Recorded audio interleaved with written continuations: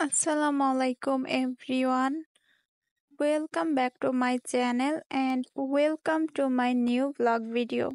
তো আজ নতুন একটা রেসিপি নিয়ে হাজির হয়েছি। তো এখানে আমি 2 কাপ দুধ দিয়ে কিভাবে মিষ্টি বানাবো সেই রেসিপি নিয়ে চলে এসেছি।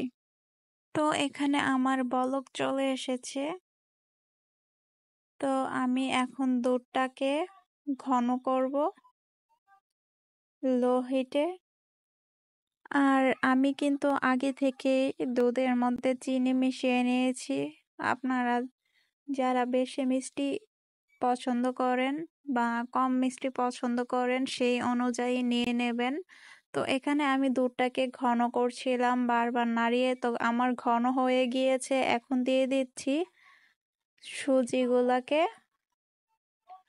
তো এখন এটাকে আমি ভালোভাবে নাড়িয়ে ঘন করব, একটা ডো তৈরি করব আর কি। আর আমার ভিডিওটি আপনাদের ভালো লাগলে অবশ্যই লাইক, কমেন্ট অ্যান্ড শেয়ার করবেন। আর ফেসবুক থেকে আমার ভিডিওটি দেখে থাকলে অবশ্যই পেজটাকে ফলো করবেন। অ্যান্ড ইউটিউব থেকে দেখে থাকলে চ্যানেলটিকে অবশ্যই সাবস্ক্রাইব করে দিবেন। তো এখানে আমার ডোটা ঘন হয়ে গিয়েছে। তো এখন আমি একটি ডেক্সিতে একটা তো এখানে দিয়ে দিচ্ছি 1 কাপ চিনি, তারপর দিয়ে দেব পানি। তো এখানে আমি দিয়ে দিয়েছি 2 কাপ পানি অ্যান্ড দিয়ে দিচ্ছি এখন এলাচ।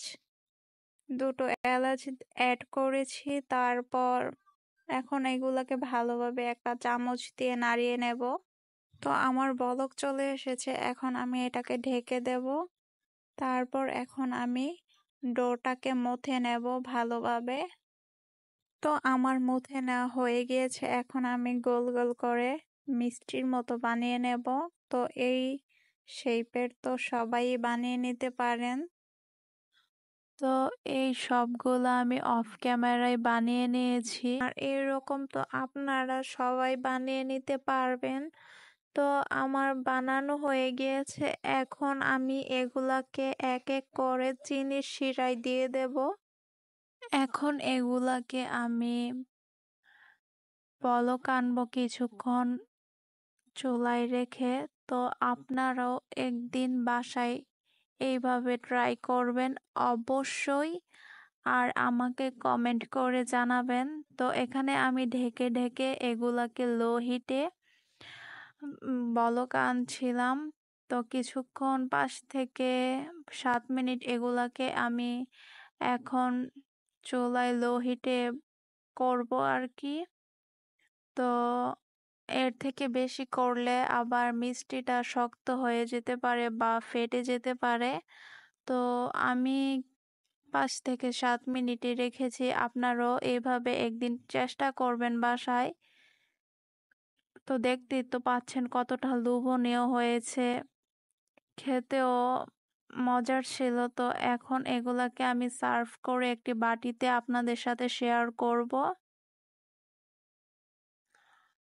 তো আমার ব্লগটি আপনাদের কেমন লাগলো অবশ্যই কমেন্ট করে জানাবেন। আর আমার ভিডিওটি ভালো লাগলে অবশ্যই লাইক, কমেন্ট করে জানাবেন।